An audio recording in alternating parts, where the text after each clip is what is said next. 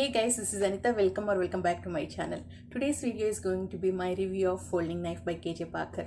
Alan has been recommending this book from last year, but I wasn't planning on picking this up so soon. But in his best books of 2021 video, he ranked this book above Guns of the Dawn. If you have been on this channel, you knew how much I enjoyed Guns of the Dawn, and I also knew how much Alan enjoyed Guns of the Dawn. So when he ranked this book above Guns of the Dawn, I immediately moved this up on my TBR. This is my first time reading Parker. The first thing that captured me in this book is Parker's writing. I wasn't expecting humor in this book. I haven't read any book with humor, to be honest. I haven't yet read Terry Pratchett, so it is kind of new to me.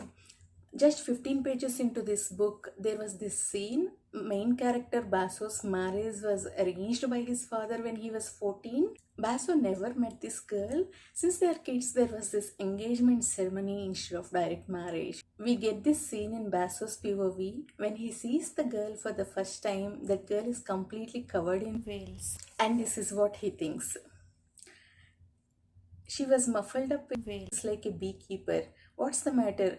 He thought, is she afraid I'm going to sting her to death or something? I laughed so much at this. This entire scene is so funny. Just 15 pages into the book, I fell in love with Parker's writing. This is essentially the story of Basso. He owns a bank and later he becomes first citizen of Vesani Republic. First citizen is the elected leader who runs the country. We get detailed account of how Basso runs the country, how he faces each problem and how he turns problems into profitable solutions. Basso is a brilliantly written character. We see that every time he faces a problem.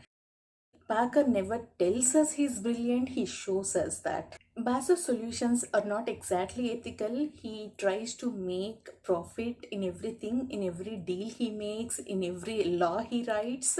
Just after winning the election as first citizen, the first thing Basso did was getting rid of people who helped him win the election because he thought they were dangerous. And he also makes peace with enemies who are more capable than his own people in various specialities. He's ruthless, he cuts corners to get what he wants. Basso knows he is intelligent and he doesn't care about other people's opinions. He only respects two people. One is his teacher Antigonus. I hope that's how we pronounce his name. There is no audiobook for this book. So I'm not sure exactly how we pronounce these names. Antigonus is the one who teaches Basso everything about banking, how markets work. Basso trusts Antigonus completely and he relies on him a lot. Their bond is one of the beautiful things in this book. And the other person is Commander Alias. Alias is not scared of Basso and he speaks his mind. Their conversations are actually funny. They don't agree with each other but they respect each other. Basso also has vulnerable side. This shows especially when he's talking to his sister or her son. The dynamic between Basso and his sister is very complicated. They were very close when they were children, but because of one incident, equation changes between them. Basso loves her sister and he would do anything to make her happy, but he's not sure how to do that. That's one of the problems he could not solve. Basso also loves his sister's son. Initially, just because of who his mother was, but later, after spending some time, he really started appreciating his nephew. Through their conversations, we realize how self-aware Basso is. Basso exactly knows what kind of person he is, and he believes Bassano, his nephew, is a good person and he feels the need to preserve that. Basso strongly believes that he is the necessary evil to pave the way for his nephew. Parker complimented Basso's characterization with the plot, in my opinion.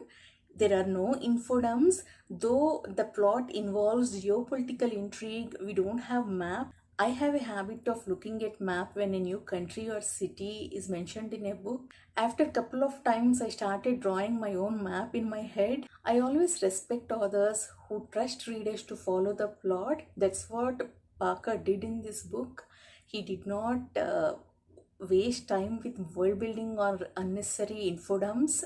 His complete focus is on economics and how to run a country in financial perspective. I have zero knowledge about economics. We have economics in school. We have geography, history, civics, economics, all four combined in one class. Social, we have that from 3rd grade to 10th grade. In exams, we get questions from few chapters from each section. I like geography and history, so I never bothered to study economics. I used to pass just with geography and history, so I did not read a single page of economics in school. Even in news, when financial fraud or markets ups and downs is mentioned, I read only headlines. I don't go into details. Even if I try to read, I don't understand. It's not something I'm interested in, but I liked it a lot in story format. First time I understood what it means to control a market and how important it is in our day-to-day life. There was one scene in this book where Antigonus was teaching Basso. Antigonus was the chief clerk in Basso's father's bank. He explains Basso how he bought one product and increased its demand. He not only made profit for the bank, but with perfect timing, he shifted the outcome of a war going on between two empires far away. We see many examples like that in this book. We are not told, we are shown how economics is integral part of running the country.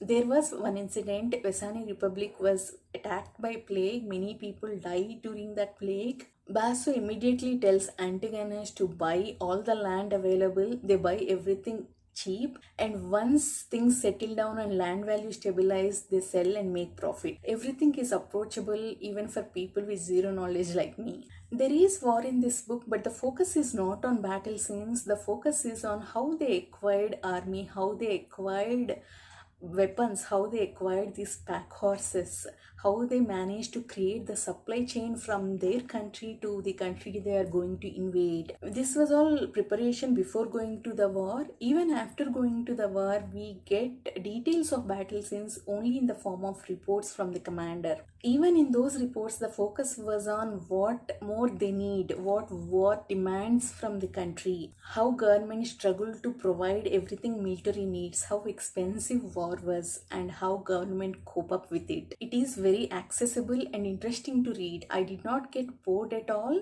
It is slow paced. I took around 10 days to finish this, but it is completely worth it. There is no magic system in this. I think it is listed as fantasy only because it is in made up world, not in the real world. It reads more like historical fiction. If you are a character driven reader, don't miss this. You will enjoy it. Thank you for watching. See you in the next video. Bye bye.